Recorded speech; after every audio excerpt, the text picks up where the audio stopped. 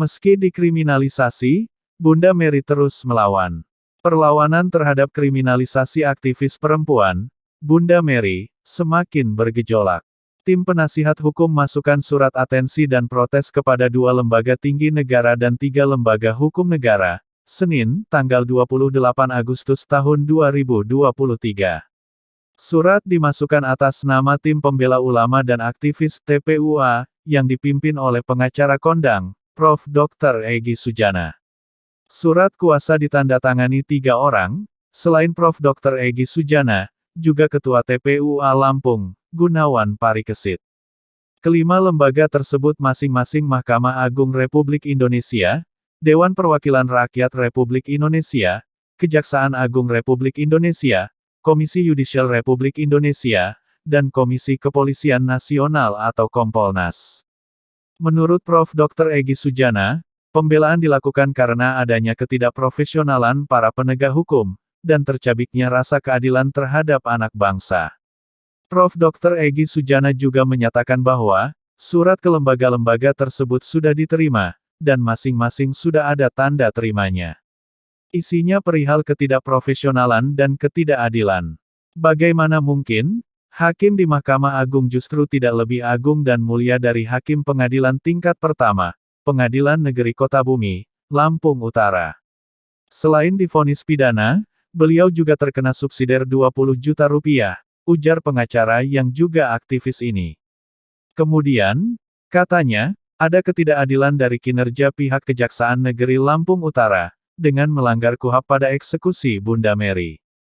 Memangnya Bunda Mary itu rampok, maling, penipu, koruptor? Kenapa begitu bernafsu memenjarakan dengan pelaksanaan eksekusi yang melanggar KUHP?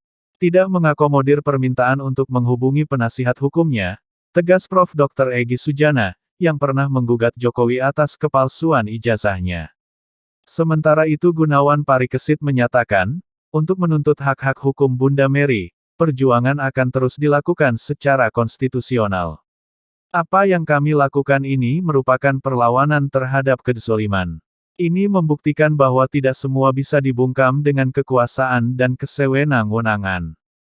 Karenanya, lanjut Gunawan Parikesit yang pernah memenangkan persidangan Pengadilan Tata Usaha Negara PT-UN Jakarta, melawan pihak kementerian ini, dirinya tidak akan gentar meski ada pihak yang mencoba menekan secara psikologis, dengan cara menghubung-hubungkan persoalan kasus Bunda Mary, dengan perkara lain yang sedang ditanganinya. Pihak Kejaksaan Negeri Lampung Utara jelas sangat tidak manusiawi, dan telah melakukan kriminalisasi terhadap klien kami, Bunda Mary.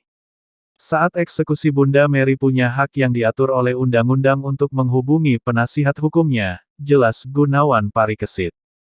Gunawan Parikesit, advokat yang menangani perkara di beberapa provinsi ini memaparkan, Kejaksaan Negeri Lampung Utara, melanggar Undang-Undang Nomor 8 Tahun 1981, tentang KUHP, Pasal 57 Ayat 1. Pasal tersebut mengatur tentang tersangka dan terdakwa yang mengalami penahanan berhak menghubungi penasihat hukumnya. Bukankah sangat jelas aturan ini, ujarnya. Namun, ungkapnya, kenapa ketika Bunda Mary meminta agar bisa menghubungi penasihat hukumnya, justru begitu banyak alasan dan langsung dieksekusi ke rumah tahanan.